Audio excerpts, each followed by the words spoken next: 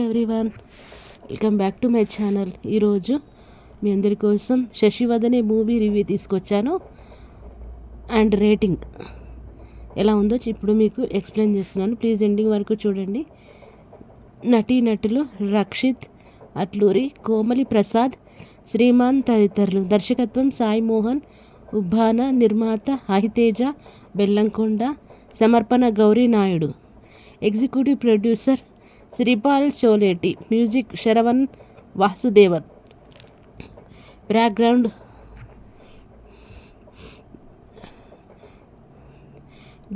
Music Anudeep Dev, cinematography Sai Kumara Dhara, editing Garry Beches, banner AG film company, SVS studios. Godavari జిల్లాలోని అసలు cinema story ఏంటో ఇప్పుడు మీకు ఎక్స్ప్లెయిన్ చేస్తున్నాను. గోదావరి జిల్లాలోని ఓ గ్రామానికి చెందిన రాఘవ అలియాస్ రక్షిత్ అట్లూరి బాల్యంలోనే తల్లిని కోల్పోవడంతో తండ్రి అలియాస్ శ్రీమాన్ అన్నీ తానే పెంచుతాడు. తండ్రి ప్రేమ అభిమానాలను పుష్కలంగా పొందుతూ పోస్ట్ గ్రాడ్యుయేషన్ చేయాలని పరీక్షలు ప్రిపేర్ అవుతుంటాడు. జీవితం సరదాగా సాగుతుంటే అంగన్వాడీ కేంద్రంలో టీచర్గా పనిచేసే శశి అలియాస్ కోమలి ప్రసాద్ను తొలిచూపులోనే ప్రేమించేస్తాడు.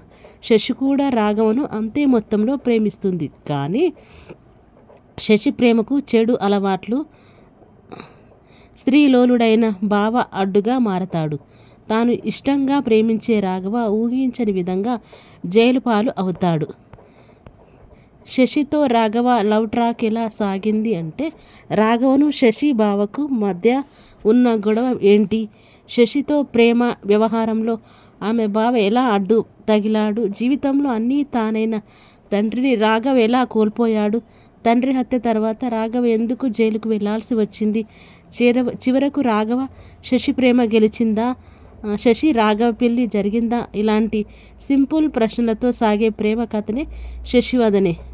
ప్రస్తుతం వస్తున్న ప్రేమ కథా చిత్రాలతో పోల్చుకుంటే శశివదనే చిత్రం రొటీన్ రెగ్యులర్ మూవీ. 80 దశకం నాటి ప్రేమ కథతో రూపొందిన సినిమా అనిపిస్తుంది. కథ పాతదైనా కథనం కొత్తగా లేదు. సన్నివేశాల్లో నావెల్టీ లేదు. లవ్, రొమాన్స్ అంశాల్లో యూత్ని టార్గెట్ చేసే అంశాలు లేకపోవడంతో సినిమా చప్పగా సాగిపోతుంది. అంతేకాకుండా కథను మలుపు తిప్పే సన్నివేశాలు లేవు. షార్ట్ ఫిల్మ్ తీయాల్సిన కథను 2.5 గంటలు సినిమాగా తీశారా అనే అనుభవం వస్తుంటుంది. కథలో వైవిధ్యం లేకపోవడం వల్ల అక్కడక్కడే కథ తచ్చాడుతున్నట్టు ఉంటుంది. కేవలం గోదావరి అందాలను టాప్ యాంగిల్ తీసి చూపించడంలో విశేషం కనిపించేదే కానీ స్టోరీ, స్క్రీన్ ప్లే, పాత్రల డిజైన్ విషయంలో పూర్తిగా డిసప్పాయింట్ చేసింది. ఈ తరం ప్రేక్షకులు ఏమాత్రం క్యూరియాసిటీ కలిగించే అంశాలు లేని సినిమా కథను కూడా రక్షిత్, కోమలి ప్రసాద్ తమ ప్రతిభతో కొంత మేరకు లాక్కొని రావడంతో సక్సెస్ అయ్యారు. ఉన్నంతలో మంచి నటన, యాక్టింగ్ టాలెంట్తో న్యాయం చేసే ప్రయత్నం చేశారు. కమర్షియల్ వైబుల్ ఉన్న పాత్రలకు నాసిరకం యాక్టర్లను, ఊరు పేరు లేని ఆర్టిస్టులను పెట్టడం వల్ల రీచ్ కావడానికి ఉన్న అవకాశాలు చేజార్చుకున్నారు. శ్రీమాన్ తండ్రి పాత్రలో ఒదిగిపోయాడు. లోకల్ ఆర్టిస్టులు తమ యాస భాషలతో మెప్పించే ప్రయత్నం చేశారు. సాంకేతిక అంశాల విషయానికి వస్తే ఆడియో పరంగా, విజువల్ పరంగా పాటలు బాగున్నాయి. కొన్ని చోట్ల బ్యాక్గ్రౌండ్ స్కోరు పర్వాలేదనిపిస్తుంది. ఇక ఈ సినిమాకు స్పెషల్ అట్రాక్షన్ సాయి కుమార్ ధారా అందించిన సినిమాటోగ్రఫీ. గోదావరి అందాలను అద్భుతంగా చూపించాడు. టాప్ యాంగిల్ షాట్స్ బాగున్నాయి. గౌరీ నాయుడు, అహితేజ బెల్లంకొండ అనుసరించిన నిర్మాత విలువలు బాగున్నాయి.